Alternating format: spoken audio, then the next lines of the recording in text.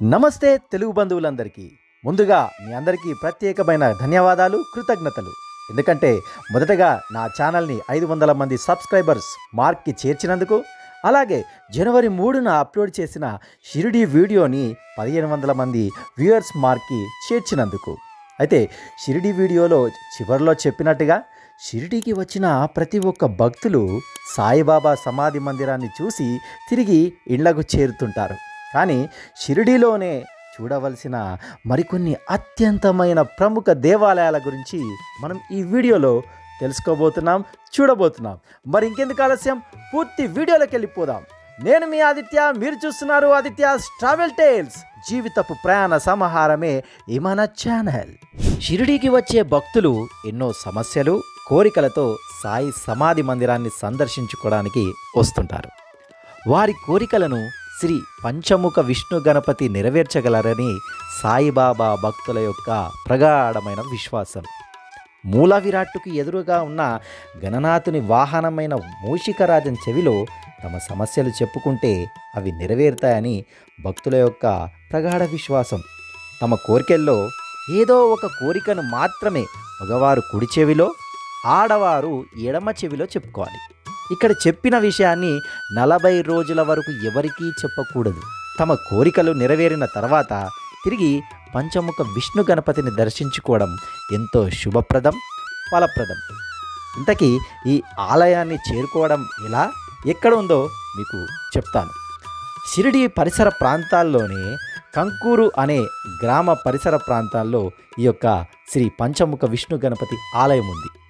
షిరిడి సమాధి మందిరానికి కేవలం 4-5 కిలోమీటర్ల పరిధిలోనే ఈ ఆలయం కూడా ఉంటుంది. మరి ఇంకెందుకు ఆలస్యం, దర్శించుకొని తరించండి.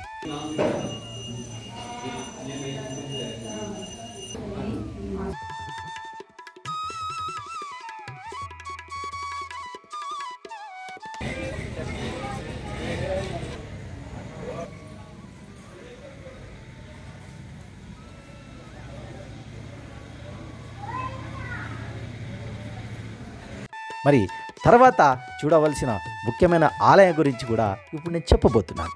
ఇప్పుడు నేను చెప్పబోతున్న మరో ఆలయము శ్రీ సద్గురు ఉపాసనీ బాబా మహారాజ్ గారి ఆలయము. శ్రీ షిరిడి సాయిబాబా యొక్క శిష్యుల వారే ఈ శ్రీ సద్గురు ఉపాసనీ బాబా వారు. 1916వ సంవత్సరంలో షిరిడి గ్రామ పరిసర ప్రాంతమైన సాకూరిలో స్థిరపడవలసిందిగా శ్రీ సాయిబాబా వారే ఉపాసనీ బాబా గారికి ఆదేశించారు.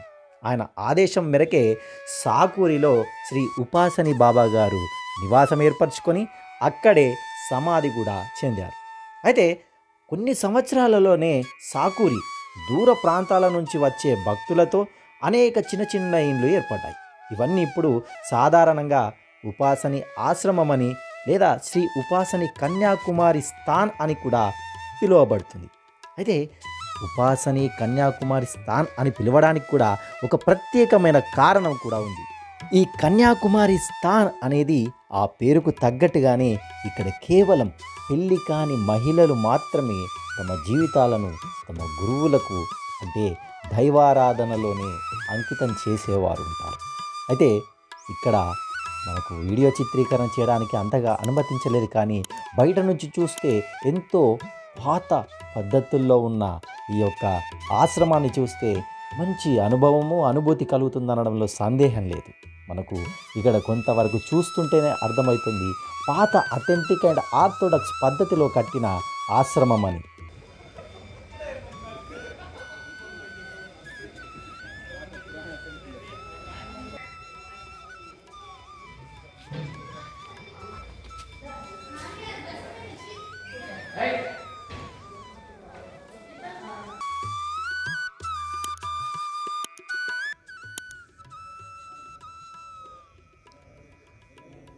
అయితే ఇక్కడ నుంచి బయటకు వచ్చిన తర్వాత కుడివైపుగా వెళ్తుంటే మనకు దత్త ఆలయం కూడా ఉంటుంది. ఈ ఆలయం కూడా ఎంతో ఆహ్లాదంగా, ప్రశాంతంగా ఉంటుంది. ఇక్కడే వేద విద్య నేర్చుకునే వేద విద్యార్థులు కూడా, వేద ఆశ్రమం కూడా ఉందని మనకు తెలుస్తుంది. సో చూశారు కదా ఈ యొక్క ఆశ్రమాన్ని కూడా. సో మీరు ఎప్పుడు షిరిడీకి వచ్చినా సాయిబాబా సమాధి మందిరాన్ని దర్శించుకొని తిరిగి ఇళ్లకు వెళ్లకుండా శ్రీ విష్ణు మహాగణపతి ఆలయాన్ని, అలాగే దత్తాలయాన్ని, దాంతోపాటు ఈ కన్యాకుమారి స్థాన్ని కూడా దర్శించుకోవాలని కోరుకుంటున్నాను.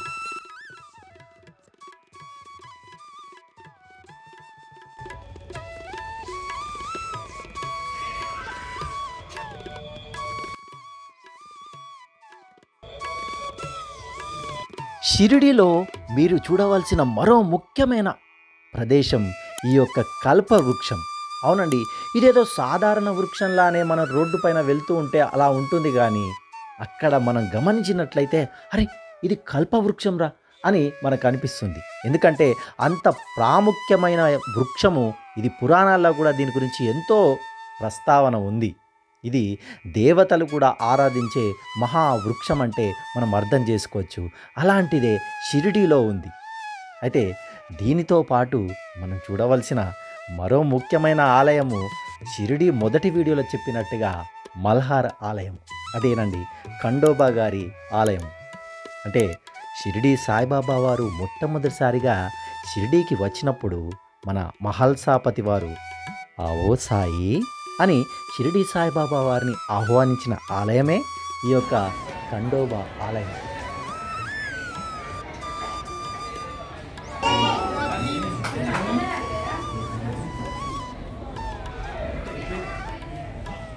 మరి మీకు ఈ విశేషాలన్నీ నచ్చినాయనే అనుకుంటున్నాను. నచ్చినట్లయితే మన ఛానల్ని సబ్స్క్రైబ్ చేయండి, లైక్ చేయండి, షేర్ చేయండి. మీ యొక్క ఎంకరేజ్మెంట్ని, మీ అభిప్రాయాలను కామెంట్ రూపంలో తెలియజేయండి. నేను మీ ఆదిత్య, మీరు చూస్తున్నారు ఆదిత్యాస్ ట్రావెల్ టేల్స్. వచ్చే వారం మరో సరికొత్త వీడియోతో మళ్ళీ కలుసుకుందాం. నమస్తే. Thank you very much.